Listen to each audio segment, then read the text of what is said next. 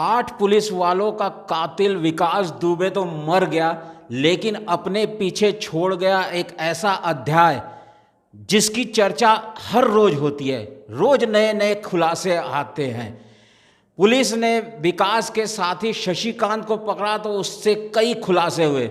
शशिकांत की पत्नी ने भी कई खुलासे किए। आज इसी मुद्दे पर हम चर्चा करेंगे। हमारे साथ है प्रधान संपादक सलामत मियाँ जी।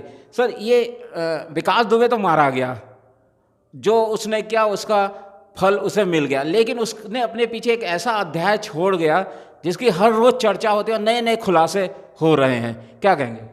नहीं, देखिए, सवाल इसमें सबसे बड़ा ये है कि एक ऐसा व्यक्ति जो 28 साल से जो अपना राज कर रहा था, आपराधिक इतिहास जिसका इतना बड़ा रहा और पूरा माफिया था, किसी सरकार ने किसी ने भी उस पर हाथ डालने की हिम्मत नहीं की। ये एक बड़ा सवाल है। और इसके अलावा जिस तरह के अब बयान हुए हैं और उज्जैन में जानकारियाँ दी गई हैं, उससे ये बात बड़ी साफ़ हो गई है कि कई मंत्रियों के और विधायकों से और अफसरों से उसके बड़े घनिष्ठ संबंध थे। अब रोज़ जो है गिरफ्तारियां भी हो रही हैं, सब कुछ हो रहे हैं, लेकिन आज तक कोई इस बारे में कोई चर्चा नहीं हो रही है कि आखिरकार सपोर्ट करने वाले कहाँ हैं और उन पे सरकार क्या कार्रवाई करी है। योगी सरकार ने अभी तक कोई भी इस पे ऐसी कार्रवाई नहीं करी कि ना उनके लोगों का खुलासा किया है, क्योंकि बहुत सी जानकारियां उसने उज्जैन से जब वो चले थे लेके उत्तर प्रदेश तक, तो उसने रास्ते में बहुत कुछ बताया है।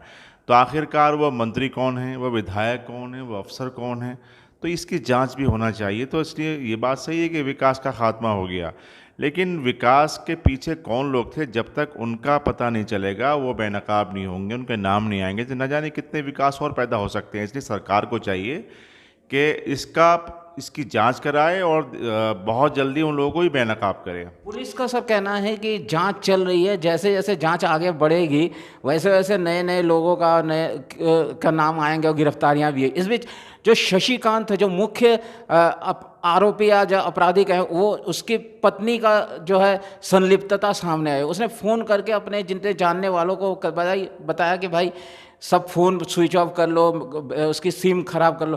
तो ये ऐसा लगता है कि वहाँ पे जो महिलाएं हैं वो भी विकास के इस अपराध में उसकी मदद कर रही थी। हाँ, नहीं, जिस तरह की ऑडियो आ रही हैं और जिस तरह की चली जा रही हैं, उसमें उसने पूरी तरीके से बड़ी भूमिका बनाई है।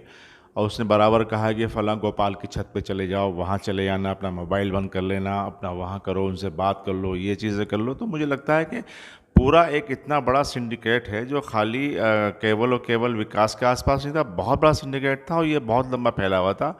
और अगर ये अभी इसके तार नहीं जुड़े और उनकी गिरफ्तारियां नहीं हुई, तो ये मुझे लगता है ये विकास हो गया। अब गैंग कोई संभाल के इसको आगे बढ़ा सकता है। तो ये बड़ा गंभीर मामला है। इसमें यूपी एसटीएफ को और उत्तर प्रदेश पुलिस को इस बारे में भी गहराई से जांच करना चाहिए कि आखिरकार इसमें महिलाओं की कितनी भूमिका रही है। सर, जैसे जैसे जांच आगे बढ़ रही है वैसे वैसे विकास दुबे के स्वभाव और उसकी रंगीन मिजाजी की बातें सामने आ रही है। क्या है सर आपके पास कुछ जानकारी? देखिए, जैसे कि पुलिस को शशिकांत ने बताया है, उसने बड़ी ऐसी जानकारियां दी हैं जो वास्तव में बड़ी हैरान करने वाली हैं। और शशि जो बताते हैं कि जो विकास दुबे है, उसको जो भी लड़की या महिला अगर पसंद आ जाती थी तो किसी भी कीमत पर वो चाहता था कि उसको बिस्तर पे होना चाहिए। वो बहुत रंगीन मिजाज और बड़ा अजीब टाइम का बताते हैं। और इसीलिए ये कह रहे थे कि जो भी आसपास की जो गांव की महिलाएं थीं वो उस बिकरू गांव में नहीं आती थीं, कि कहीं ना कहीं अगर विकास की नज़र पड़ जाए तो फिर किसी तरह से भी कोशिश करता था वो हथियार के बल पे, पैसे के बल पे, धमकाने के बस पे, किसी के बल पे भी चाहता था कि वो हर तरीके से अब वो जो महिला है या लड़की है उसको उसके पास आना चाहिए। ऐसी बताते हैं। जो उसकी शादी भी उसमें इसी तरह से हुई है। वो जो पहले उसके जो इनके जो वर्तमान ऋचा हैं उनकी शायद पिता तैयार नहीं थे, बस उसने जाने के बाद, हाँ, उसको जाने के बाद उसने उन पे कनपट्टी पे पिस्टल रख के और ये कहा था कि इसको मैं लेके जाऊंगा। तो मुझे लगे कि बहुत क्रूरता भी उसके अंदर बहुत ज़्यादा थी महिलाओं के प्रति भी। एक खबर ये भी आ रही है कि सर उसके मारे जाने के बाद भी वहाँ बिकरू गांव की महिला इतनी डरी हुई है कि अभी भी घर से निकल नहीं है। पुलिस वहाँ पे वो मुनादी कर रही है कि आप लोग डरिए मत, घर से निकलिए और उसका जो आतंक है उसका खात्मा हो गया।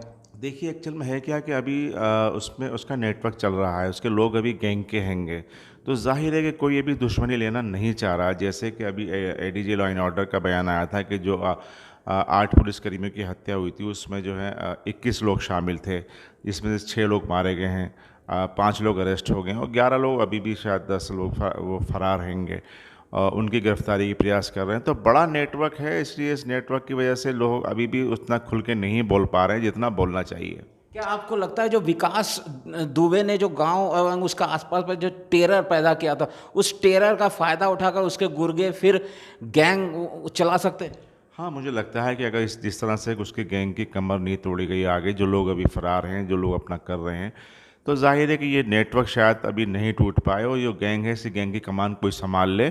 तो इस लिहाज से लगता है मुझे कि लोग अभी नहीं बोल पा रहे हैं। लेकिन ये बात सही है कि विकास दुबे जो 28 साल से इतना बड़ा अपराधी अपना पूरा राज चला रहा था, बड़े अफसोस की बात है किसी सरकार ने उस पर हाथ नहीं डाला। अगर यदि ये घटना नहीं होती शायद न जाने कितना वो बड़ा और अपने आप को बना लेता। ये सर, ये जांच जो जांच करता है वो कह रहे हैं कि विकास के पास से अभी कोई पासपोर्ट नहीं मिला, जबकि ये खबर ये आ चुकी है विकास 3 साल में कई बार विदेश घूम चुका है। तो क्या सर ये फर्जी पासपोर्ट से ही घूमता था, या इसके जो पूरा एक जो पासपोर्ट डिपार्टमेंट है और दूसरे डिपार्टमेंट कोई नेटवर्क है इसका? नहीं, देखिए हम लोगों ने इससे पहले चर्चा की थी और ये इस पर बात की थी कि एक सज़ा याफ्ता इतना अपराधी, इस पर 60 मुकदमे हैं, वो आखिरकार विदेश कैसे चला गया। तो ये आपने बड़ी अच्छी बात बताई है कि उसके पास पासपोर्ट नहीं था। जाहिर है कहीं ना कहीं ये तो कंफर्म बता रहे हैं, पुलिस बता रही है जांच में कि जय वाजपेयी के साथ उसने जो है विदेशी दौरे किए हैं। तो ऐसी स्थिति में तो हो सकता है कोई फर्जी पासपोर्ट हो या किसी और नाम से पासपोर्ट हो, जो भी हो, मामला ये बड़ा गंभीर है, इसकी भी जांच होना चाहिए। यदि इस तरह की स्थितियां हैं तो फिर मामला लगता है कि आगे न जाने और कितनी परतें खुलेंगी, इसमें कौन कौन लोग शामिल हैं। देखिए नेटवर्क तो बहुत बड़ा था, इसमें कोई दोराई नहीं है। वो लगातार लखनऊ में 20 करोड़ की प्रॉपर्टी खरीदता, मकान खरीद रहा था। आखिरकार किसी की नज़र क्यों नहीं पड़ी? क्योंकि सब कहीं ना कहीं उससे बहुत मिले हुए थे। और देखिए ये बार बार बात आ रही है कि राज दफन हो गए, राज दफन हो गए। ये बात हकीकत है, राज दफन हो गए हैं। अब केवल और केवल गिरफ्तारी की बात हो रही है।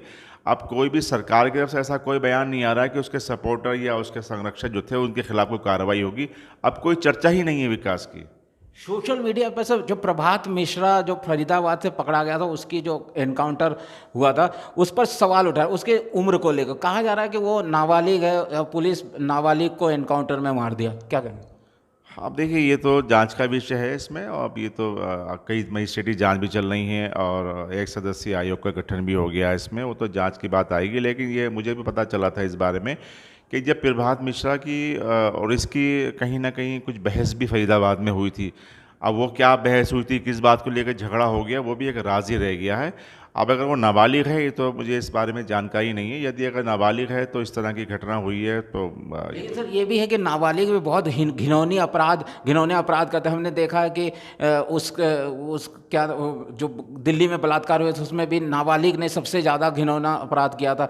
तो ये अपराध करने और उम्र में क्या उस कुछ नहीं नहीं, ये कुछ नहीं होता, ये तो मानसिकता है कि आप देखिए निर्भया वाले में कितना उसने वो नाबालिग था, उसने कितना कमीनापन किया था।